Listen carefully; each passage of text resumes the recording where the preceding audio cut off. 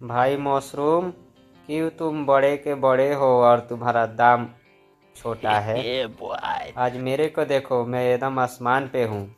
क्या बोले भाई जीरा, मैं भले बड़ा हूँ मगर मेरा कीमत तुमसे छोटा है। भाई मशरूम, मैं पहले भी छोटा था, आज भी छोटा हूँ। भले मेरा दाम ऊंचा है, ऊंचा होने का मतलब ये नहीं है कि मैं तुम्हें छोटा दिखाऊंगा कभी।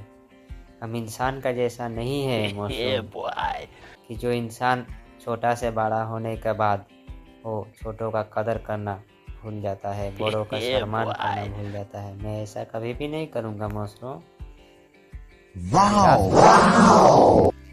ठीक है भाई जीरा, कम से कम आप तो हमको समझे ना। इंसान तो समझता ही नहीं है कुछ भी बड़ा होने के बाद। भाई लोग चैनल के सब्सक्राइब